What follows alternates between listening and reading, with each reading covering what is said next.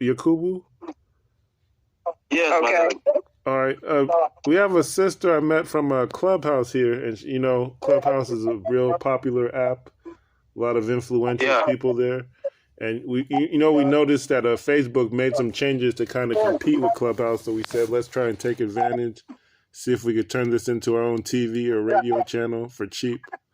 So we have a sister here who says she's interested in reaching people in the Congo and Kenya, and she says there's issues in Congo, and she says she's able to organize people in various states. But we've been disappointed in the past, or we've had miscommunication. So I wanted to see if she seems like she's honest. I'm just taking her word for it, but she says she wants to connect with the Congo, and well, let me say, Prince Yakubu, I met him through maybe a Facebook, actually. But he's from a place called Borgu Empire, which is it's a series of towns that's in now. It got split up into 8 countries based on the modern, white system of government. It got split into 8 countries, but they have a communities league, an empire that spans like all West Africa. And even into the parts that are connected to Congo, they've had some people, not towns, but organizations. They have reach the Congo through, let's say, Gabon in particular, the Bantu Civilization Center. That might not happen, but Gabon is our headquarters for getting everybody in to be disciplined and have an organization where they rally around. But Congo is part of our plans, but I wanted... and Prince Yakubu could hear what your ideas were, or what you said there's issues in the Congo. Maybe there could be an agreement. Mm-hmm. Yeah, so and I had no idea what was happening in the Congo, to be quite honest with you, until just a few days ago. And when I found out about that, like, my heart just dropped, because I literally had no idea. And I mean, we see all the news and a whole bunch of different stuff, but I have not seen anything touching really on the Congo until a sister from Kenya, we were talking in a group that we're a part of, to help different people across the world. We just started the organization, well, not myself, but a gentleman and another gentleman on Facebook told me about it, and that's how I got involved with them. Mm-hmm. And the interesting thing is, when she started telling me about her nationality, her ancestry, and she spoke of the Congo, the bulb just came out. And I was like, oh my gosh, seriously? When, a DNA test was done, a lot of our blood relatives are actually from the Congo. My aunt went there. I've never had a privilege or a chance to go there. Mm-hmm. But sometime in October, I went to an international business forum here in South Florida. And I had the privilege of meeting a lot of different people from different parts of Africa. And one of them, namely, was a lady from the Congo. And I believe, if I'm not mistaken, she may work for the government, or she may be an ambassador of some sort. Mm-hmm. And I told her, and she was welcoming me to come to the Congo. But at that time, I had no idea what was going on. Mm-hmm. So fast forward just a few days ago, I'm seeing these pictures. I'm seeing a lawyer that's originally from the Congo talking about some things about the Congo. And then when I was looking at everybody that was speaking within the forum, not too many people spoke about it. Now, there was one thing mentioned about some of the people that are getting, I guess, some type of weaponry or whatever, apparently from the Western side. I don't know if they mean the Western side of Africa, or whether they mean the West being here in North America. I didn't specifically ask questions with regard to that. But they said that some of the people from Rwanda were crossing the border, and they have since, within recent times, and I'm assuming within the last few months or so, been coming there, and they just been, killing a lot of the people. I was able to get some images that they sent, because it's a private forum, so a lot of them are able to get, like, documentation that is legitimate from the Congo, showing just the backable stuff that has happened with these lives that has been taken. And I mean, I was like, oh my gosh. And I'm like, so what is anyone doing?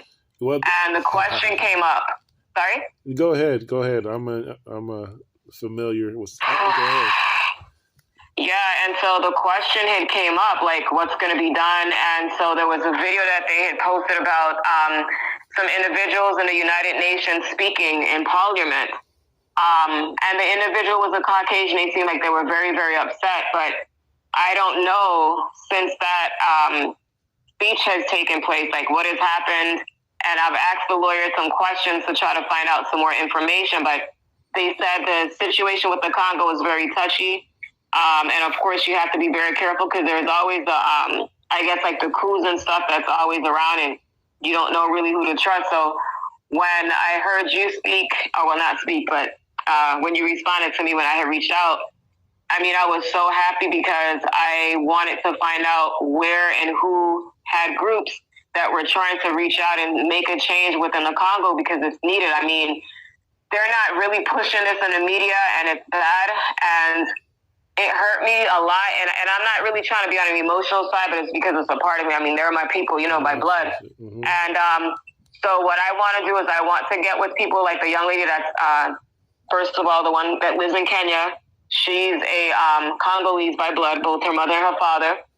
And the gentleman that's a lawyer, he knows some people, and there's a person within our organization for human rights that's actually supposed to be over the Congo region to help with humanitarian services.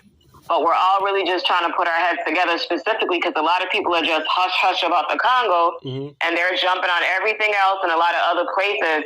But places like the Congo and Kenya, and they're like, oh, it's not really that bad. And the lady that said this to me was a national from South Africa.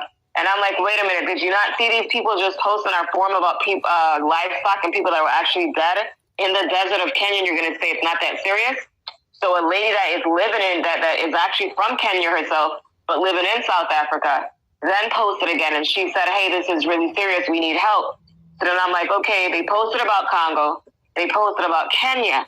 But nobody is really moving. And this is what I don't understand with a lot of our people. We'll move for other countries like Syria, Ukraine, and all these other things. But when it comes to our own people, what are we doing? We're just like sitting down. That's actually, and this was covered in a lot of people like where I'm from, we have the same issue actually, but people don't understand the words or the history. And so I kind of, to be honest, like, well, I know it's almost emotional for you, but what it is that these. Let me explain it like this: Black people in general, they are the cause of their own problem because they keep coming up with the wrong solution, and when you give them the right solution, they like even they could be in the middle of a war, people dying. You give them the solution, and it seems simple, but they'll reject it. And this is actually, and it's kind of sad, but you know, where I'm from, we always actually are referencing the Congo, but people don't understand the history. You could say it's something called the Berlin Conference. Do you know of the Berlin Conference, or have you heard of it? I've heard some of it, but I need to study more. Like I've studied on it years and years ago, but I have to refamiliar myself with it. So the brother Starman, I know that's not his real name, but he was just he was literally just speaking about the Berlin Conference, and so just to put it in short, let me see. To summarize it, Africa was carved up into, let's put it like this: Walmart's. So one place sells oil, one place sells gold, one is Ivory Coast for the elephants, one is Cameroon for the shrimp, one's for gold, one's just called the Slave Coast where they kidnap people. So this is what Africa is. It's a resource extraction. It's a one-stop shop for resources. It has nothing to do with the actual people or protecting them. But then, you know, people been educated and given these degrees and these experiences in schools that they love, where they just say that, let me be the president of this Walmart, even though it's not for the people. We didn't gather the people to say what they want. We didn't educate them to belong together or understand how they're all related. So it's just black on black violence in service of white domination. They don't want to revisit that conference to get everyone together. A lot of times it's just the diaspora coming, the Chinese or whoever is stealing our money. Let's just get black people from America to cover the loss and spend their money. But you're not going to get people to move unless it's let me be positive. In our plan, the Berlin Conference. Let's say the Berlin Conference was actually called the Congo Conference because Congo had the most mineral resources. So Berlin Conference, Congo, it's basically the Congo Conference. How are we going to carve up Congo, the richest resources, and then other regions in Africa followed. But that's what we're always talking about, the Berlin Conference, how it messed up the people, the natives, and carved up just turned the place into like a Walmart to steal everything.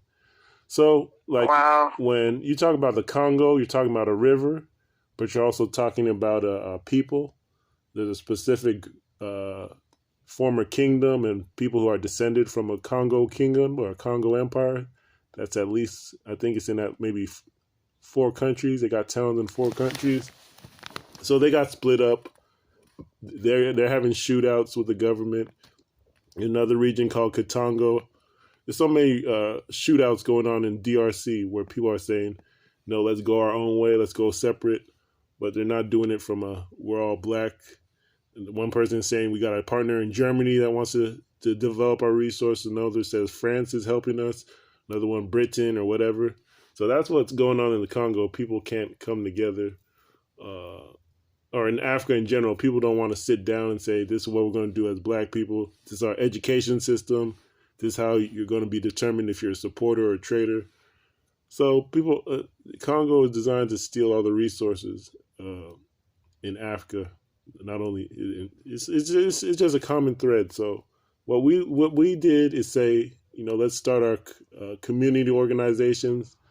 Let's get people on one page. We have documents that's based on what Marcus Garvey did. We're saying these communities, these villages should be educated and developed using their own culture, understanding race, understanding marriage,